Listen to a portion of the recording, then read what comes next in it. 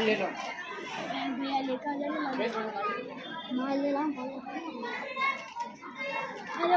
हमारे स्टेट के रौनक अफरोज मेहमान हमारे मुख्य अतिथि, सामने बैठी माँ बहनें और हमारे स्कूल स्टाफ, आप सभी को आज स्वतंत्रता गणतंत्र दिवस की बेहद बेहद बहुत मुबारकबाद पेश करता हूँ।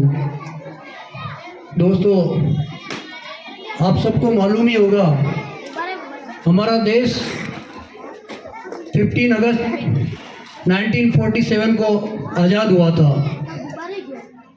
इस देश को आज़ाद कराने में हमारे सभी जो धर्मों के लोगों ने अपनी कुर्बानियाँ दी, अपनी बलिदानियाँ दी, तब जाकर ये देश आज़ाद हुआ।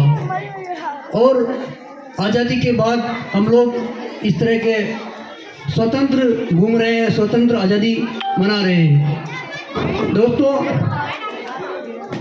किसी भी देश को आज़ादी से जीने के लिए और बेहतर व्यवस्था से चलाने के लिए उस देश का कानून होना, उस देश का संविधान होना, उस देश का नियम कायदे कानून होना बेहद ज़रूरी होता है। इसी ज़रूरत को पूरा करने के लिए हमारे महान योद्धा बाबा साहब भीमराव अंबेडकर ने काफ़ी मेहनत और मशक्क़त के बाद 26 नवंबर 1949 को इस तरह के कानून और संविधान को बनाकर संविधान सभा में पेश किया और 26 नवंबर 1949 को ये कानून संविधान सभा में पास हुआ।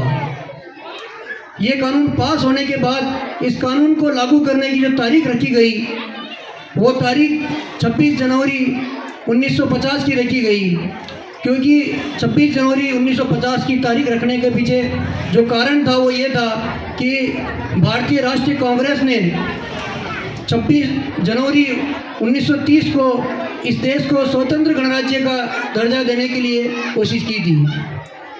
दोस्तों और बुजुर्गों, साथियों, यहाँ से एक संदेश लेके हमें जाना है कि हमारे देश को आज़ाद कराने के लिए कई योद्धाओं ने अपनी कुर्बानियाँ दी, कई योद्धाओं ने अपनी जानें न्यौछावर की, कई योद्धाओं ने अपने जिस्म को खंडित किया और आज हम लोग ये स्वतंत्रता गणतंत्र दिवस जो हमारा संविधान लागू हुआ उसको हम मना रहे हैं।